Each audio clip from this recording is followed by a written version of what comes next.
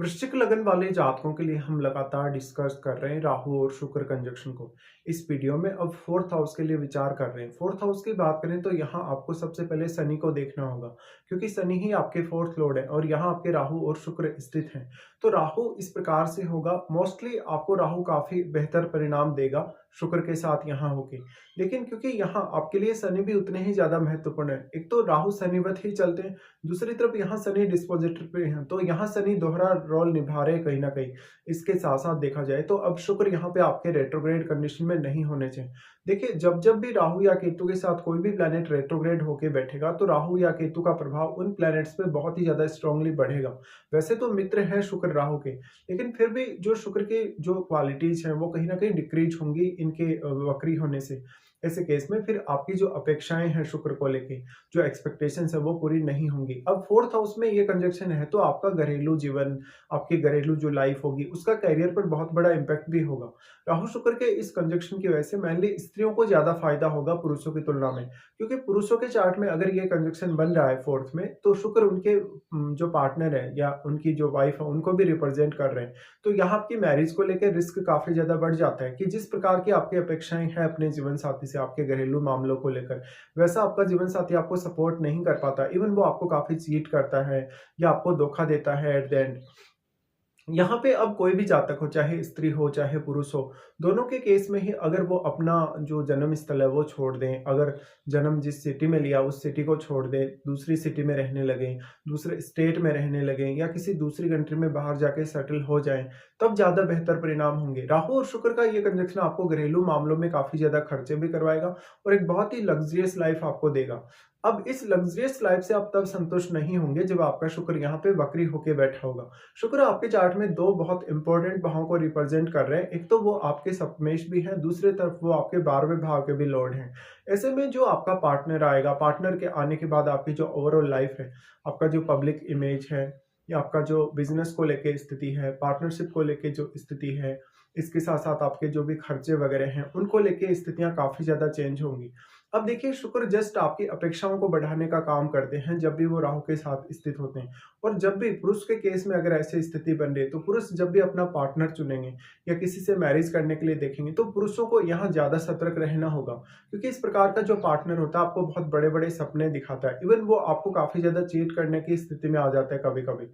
ऐसे केस में आपके लिए अपने पार्टनर को पहचानना या उसके बारे में पहले पता लगाना उतना आसान नहीं होगा। यहाँ राहु और शुक्र का कंजक्शन है, तो अब शुक्र जितने ज्यादा क्लोज होंगे राहु के उतने ही ज्यादा आपकी अपेक्षाएं तेजी से बढ़ेंगी और उतने ही ज्यादा आप एफर्ट भी करेंगे इन सबको पाने के लिए। लेकिन यहाँ जो शुक्र हैं, क्योंकि आपके चार्ट में वो सप्तमेश है, इसलिए सप्तम भाव को लेकर भी आपकी अपेक्षाएं उतनी ही ज्यादा बढ़ने वाली हैं। और वैसे तो ये कंजक्शन सुख स्थान में बन रहा है तो आपको लग्जरी का, ऐशो आराम का एक बहुत अच्छी स्थिति देखने को मिलेगी लाइफ में। लेकिन जब आपके करियर की बात आती है तो आपके 10th हाउस में केतु स्थित होंगे, इसलिए करियर को लेकर जो जो भी आपको परेशानियां आएंगी, जिस प्रकार का कंफ्यूजन आपको रहेगा करियर को लेकर, वो सारा का सारा आपके रिश्ते पर प्रभाव डालेगा और आपके घरेलू जीवन पर भी। इस प्रकार का जो जातक होगा, चाहे वो फॉरेन में सेटल हो, किसी अदर स्टेट में सेटल हो या किसी अदर सिटी में सेटल हो, वो हमेशा अपने परिवार का ख्याल रखने वाला होगा और अपने परिवार को बहुत डोमिनेट करके भी चलेगा। अब मान लो अगर राहु या शुक्र के साथ इनका ही कोई मित्र ग्रह यहाँ बैठेगा, तब राहु और शुक्र का प्रभाव और ज्यादा बेहतर हो सकता है। लेकिन यहाँ जो प्लेनेट आ गया राहु और शुक्र के साथ, वो आपके चार्ट में जिन जिन भावों को रिप्रेजेंट कर रहा है उन भावों से आपकी अपेक्षाएं बहुत ज्यादा तेजी से बढ़ेंगी और उन भावों से भी आपको कहीं ना कहीं जो घरेलू मामले हैं, जो आपको भौतिक सुख सुविधा से जुड़े हुए मामले हैं, आपके आर्थिक मामले हैं, उनमें सपोर्ट मिलने की संभावना जरूर ही होगी। अगर हम यहाँ राहु या शुक्र की दृष्टियों के हिसाब से भी विचार करें तो राहु सबसे पहले आपके 8वें भाव को एस्पेक्ट कर रहे हैं। यहाँ से 8वें भाव को जब जब भी राहु एस्पेक्ट करेंगे, क्योंकि राहु के लिए वो उच्च का घर है अपना, तो यहाँ वो ज्ञान के मामले में और धन के मामले में, दोनों के मामले में ही सपोर्ट आपको दे रहे हैं। लेकिन वो मैरिज के लिए उतने अच्छे यहाँ साबित नहीं होंगे। तो आपका पार्टनर आपसे हो सकता है कोई ना कोई रिलेशनशिप छुपा रहा है, कोई ना कोई हिडन अपना अफेयर वगैरह छुपा रहा है। यहाँ पे अब अगर स्त्रियों का चार्ट होगा तो उस केस में इस बात की संभावना काफी प्रबल होगी। और अगर किसी पुरुष का चार्ट है तो पुरुष का चार्ट होने के बाद हो सकता है कहीं ना कहीं मैरिज होने के पश्चात आपकी लाइफ में बहुत बड़ी एक ट्रांसफॉर्मेशन आ सकती है, जो कि आपके रिलेशनशिप को लेके हो सकती है या पार्टनर के बारे में आपको कुछ ऐसा पता लगा हो जो पहले पता नहीं लगा मैरिज से पहले। इसी तरीके से आपका जो पार्टनर है उसका कोई एक बहुत ही हिडन अफेयर या उनका एक पहले मैरिज हुआ हो सकता है।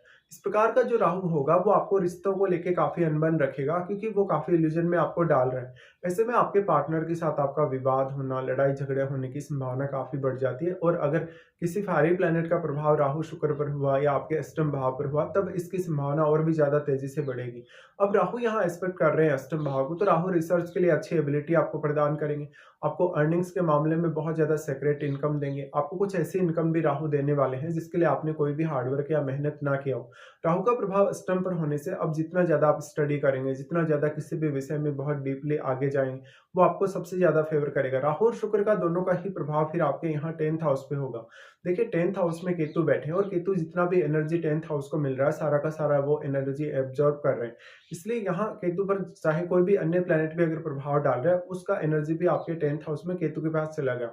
अब केतु अपने साथ बैठे हुए प्लैनेट की भी एनर्जी एक्सचेंज कर रहे हैं यहाँ पे, और यहाँ पे वो क्योंकि सारा का सारा एनर्जी जो भी 4th हाउस से मिल रहा है या किसी भी अन्य भाव से उनको एनर्जी मिल रहा है, वो सारा का सारा अपने में समाहित कर रहे हैं। तो केतु के साथ जो बैठा हुआ प्लैनेट है आपके 10th हाउस में, वो भी काफ़ी ज़्यादा वीक हो जाएगा, और यहाँ राहु का प्रभाव तो वैसे केतु पर है ही, लेकिन शुक्र का यहाँ ज़्यादा प्रभाव रहने वाला है केतु पर, क्योंकि शुक्र बहुत ज़्यादा मल्टीप्लाई हुए हैं, शुक्र की क्वालिटीज़ काफ़ी मल्टीप्लाई हुई हैं।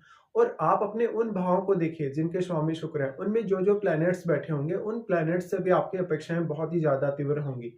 ऐसे में आपकी मैरिड लाइफ़ के डिस्टर्ब होने या घरेलू जीवन में कभी-कभी बहुत ज़्यादा डिस्टर्बेंस आने के चांसेस हैं। अब जो आपका करियर है, आपका करियर जितना स्टेबल आप रख पाएँ, उतना ही ज़्यादा आप अपने लग्ज़रियस लाइफ़ का आनंद ले सकेंगे। तो करियर को लेकर बहुत ज़्यादा अनसर्टेनिटी होना, बहुत ज़्यादा गलत डिसीज़न होने की संभावना होगी। तो करियर में अब आपको एक्स्ट्रा एफ़र्ट चाहिए कहीं न कहीं, और अगर आप अपना एक्स्ट्रा एफ़र्ट करियर में नहीं डालते हैं, तो फिर आप करियर में उस लेवल तक आगे जा नहीं सकेंगे, जिस लेवल तक आप आगे जाना पसंद कर रहे हैं। अब यहाँ पे सबसे बड़ा रोल आ जाता है फिर आपकी महादशा का। जैसे आपको राहु की या शुक्र की अगर महादशा है, तो इनका प्रभाव आपको और भी स्ट्रांगली उस दशा में देखने को मिलेगा।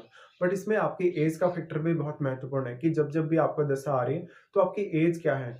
देखिए 25 वर्ष की आयु तक या ऑलमोस्ट 30 की एज तक यहाँ राहु और शुक्र आपको काफ़ी ज़्यादा एफर्ट करवाने वाले हैं। यहाँ वो ईज़िली आपको सब कुछ प्रोवाइड नहीं करने वाले, लेकिन जैसे-जैसे आपकी उम्र बढ़ेगी, जैसे-जैसे आपकी मैच्योरिटी बढ़ेगी, वैसे-वैसे राहु और शुक्र के प्रभाव और ज़्यादा बेहतर होंगे। तो आपको कहीं न कहीं अपना जन्म स्थल छोड़ने से, अपने जन्म की सिटी को छोड़ने से या अपना स्टेट छोड़ने से सबसे ज़्यादा फ़ायदे मिल सकते हैं। इसके बाद राहु एस्पेक्ट कर रहे हैं आपके 12th हाउस को। देखिए 12th हाउस को जब राहु एस्पेक्ट करें, तो क्योंकि अब वो सप्तमेश के साथ ही बैठे हैं, तो मैरिज होने के पश्चात आपको आपके पार्टनर पे बहुत ज़्यादा खर्चे करने पड़ सकते हैं, या तो पार्टनर की सेहत पर या उनके पारिवारिक मामलों पर आपकी जो कहीं न कहीं रिक्वायरमेंट है उनको पूरा करना पड़ सकता है।